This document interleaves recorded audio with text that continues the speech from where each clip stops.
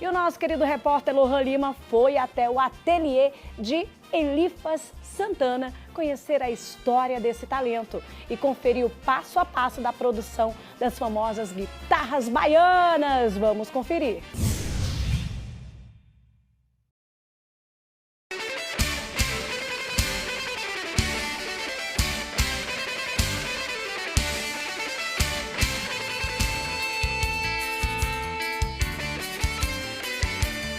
Não era eu tocando, né? Mas esse instrumento aqui tem muita história e chegou a hora da gente conhecer um dos grandes construtores, idealizadores que tem a marca digital dele aqui.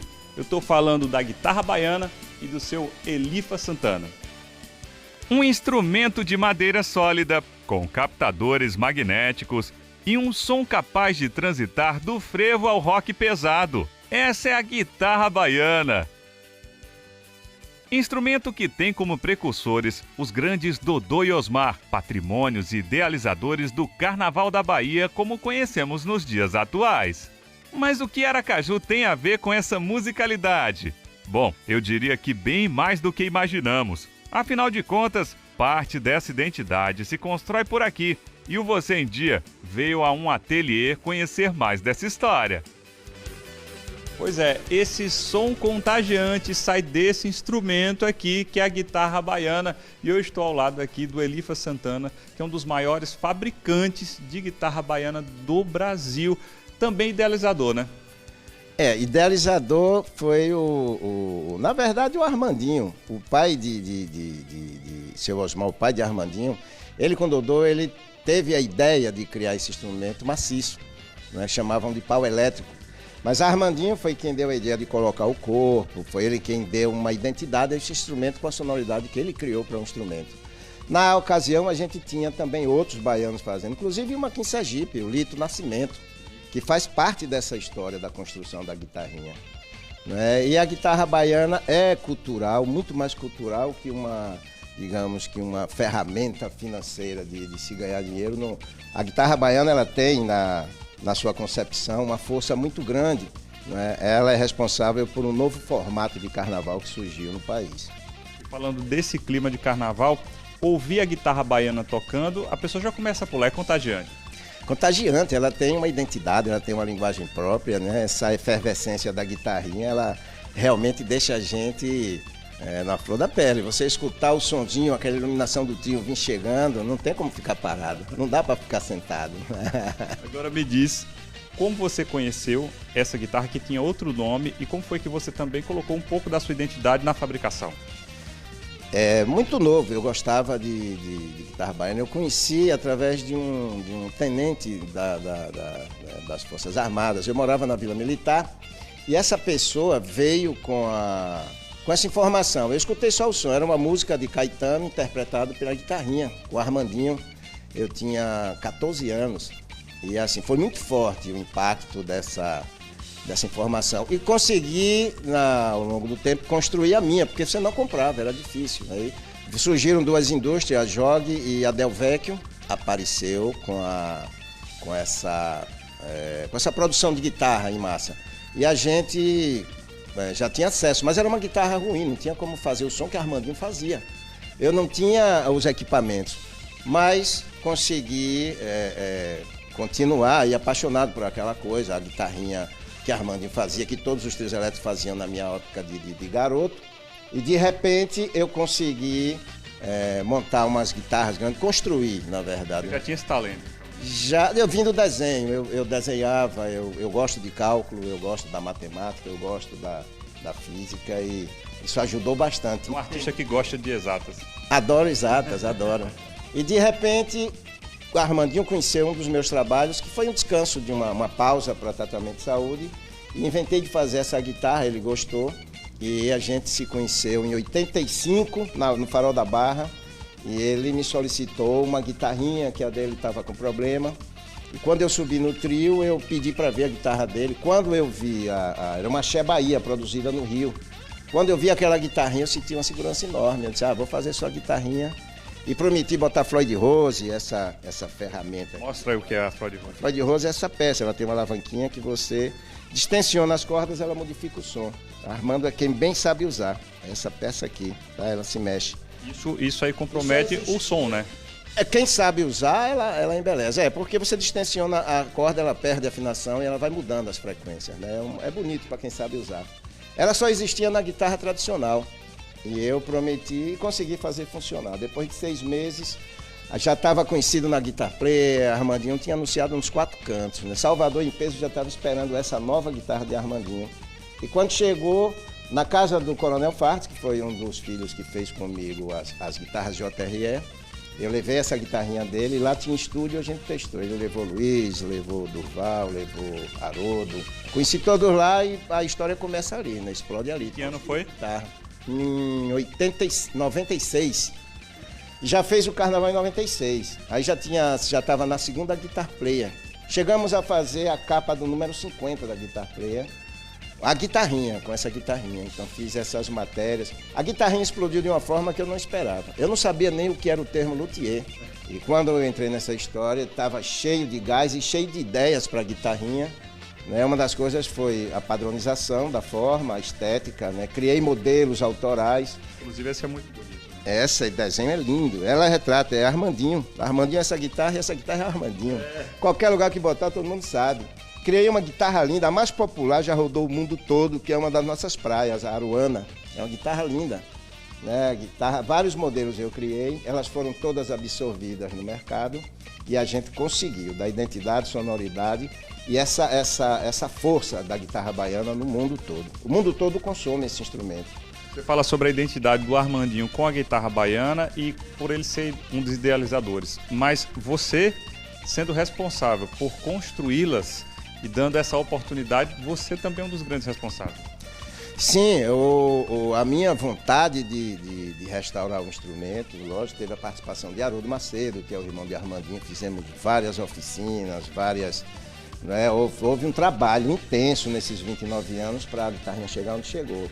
Agora, o que deu a guitarra baiana ao mercado de volta foi a minha, digamos, habilidade em produzir formas, em coletar os locais corretos que ela deveria entrar. A gente conseguiu introduzir no rock and roll, a gente conseguiu introduzir no axé, no arrocha, até no Pará as guitarras estão fazendo carimbó. Então, onde você imaginar, no Rock in Rio agora a gente viu o João Felipe fazendo com afinação de cavaquinho, fazendo a guitarra baiana no Rock in Rio e foi a maior atração. Então é muito legal essa conquista e tudo saindo daqui de Sergipe, que é melhor. Bom, e você falou sobre esse passeio que a guitarra baiana dá em outros ritmos também. Eu queria que você falasse para a galera que está em casa sobre os grandes cantores que passaram, que hoje compram a guitarra feita por você. É mais fácil falar quem não tem uma guitarrinha hoje. Mas assim, a título de curiosidade, não é? Para a guitarra baiana, quem conhece a banda Sepultura, André Kisses, o Kiko Loureiro, que era do Angra, né? Tá no Megadeth hoje, quer dizer, Luiz Carlini, Pepe, o Armandinho, Luiz Caldas. Tem todos que vocês imaginarem, é difícil lembrar aqui uma relação muito difícil. Os que são bem notáveis e que levam a guitarra baiana que você produz. Que leva a guitarra baiana. A gente produz outros instrumentos, músicos como Hamilton de Holanda, Zé Ramalho, Fagner, eles têm um instrumento que eu criei chamado Noviola, né? Foi um instrumento que criei para um sergipano, Sérgio Val aqui na... Então, assim, tem outras ramificações, mas a paixão da gente aqui é a guitarrinha baiana. Então, todos os músicos no Brasil, rara exceção, teve algum contato com a gente. Isso é muito legal. Bom, agora eu fiquei super curioso para saber como ela é produzida e vocês vão descobrir agora. Nessa primeira parte, acontece a seleção da madeira e o seu recorte por essa máquina que consegue reconhecer o desenho da guitarra no computador e reproduzir milimetricamente. Olha só, formando o corpo e o braço da guitarra baiana. Começando pela parte da seleção da madeira. Que madeira é essa, Elipas? Para uma guitarra tradicional, eu gosto de usar o cedro. A guitarra baiana, por ter pouco volume de madeira, eu gosto de uma madeira um pouco mais densa, mas ela tem digamos, o visual, né, a textura dela, ela lembra muito o cedro.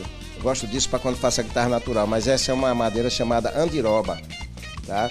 Cruzlotes, hoje para facilitar o processo, como eu não tenho mais a indústria, eu peço para vir, já compro ela aparelhada, ela já vem nas bitolas que eu trabalho, para já vir direto para a Halter. Antigamente era feito lá nas máquinas, tinha todas as máquinas, comprava madeira bruta e tratava. Hoje, pouca mão de obra e essa dificuldade de espaço também, eu já comprei elas prontas. Eu uso uma outra madeira muito rara para fazer o braço do instrumento, que se chama o cetim amarelo. É uma madeira que vem lá do Pará. A resistência mecânica dela é uma coisa absurda, né? A excelência do instrumento é resistência mecânica, é timbre, é vibração. Isso a gente tem de sobra aqui no Brasil. Bom, então com essa madeira aqui, essa máquina, junto com aquele software, aquele programa de computador, você seleciona o projeto e o que é que acontece?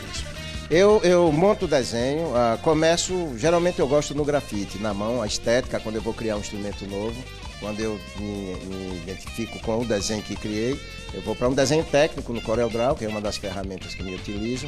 O desenho pronto no CorelDRAW, todo no esquadro, nas medidas corretas, eu trago para um programa chamado Aspire. É uma máquina que vai pegar todo o desenho que eu fiz e vou colocar a ferramentaria dessa máquina, da Halter nela. Ela gera um código de máquina que aí eu transfiro para um outro programa, que é uma outra ferramenta agora que se comunica com essa máquina.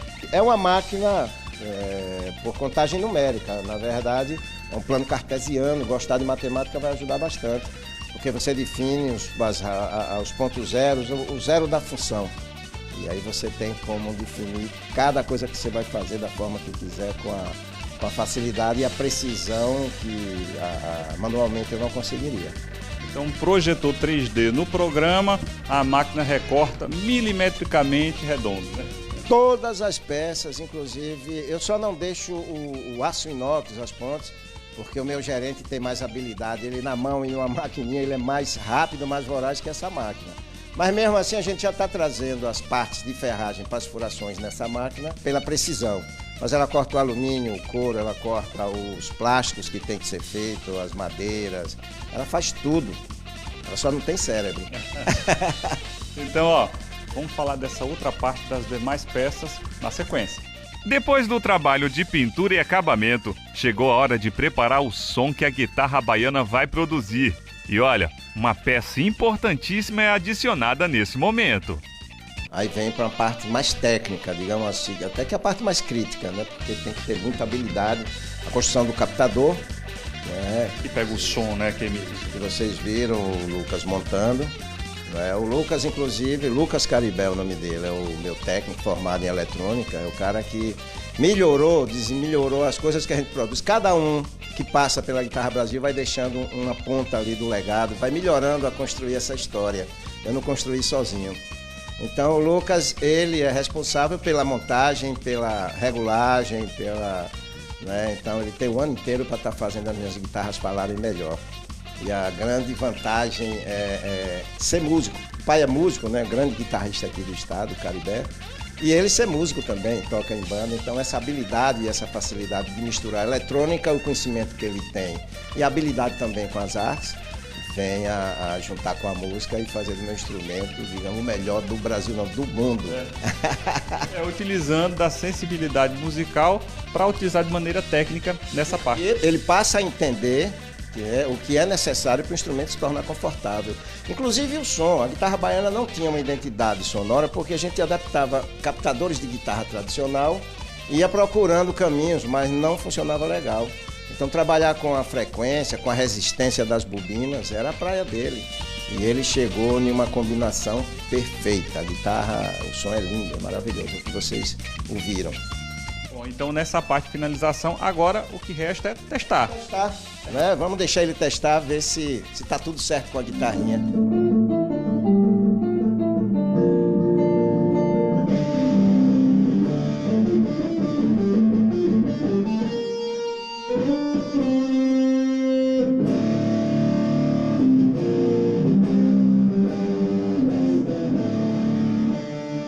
Bom, agora que já descobrimos como a guitarra baiana é fabricada, a gente vai finalizar essa matéria agradecendo o Elifas por receber a gente no ateliê dele e, claro, tocando um tema de carnaval. Eu vou tocar um bolero de Ravel. Armandinho conseguiu colocar esse clássico nos carnavais, é muito lindo. Eu vou tocar ele menos acelerado para não machucar os dedos.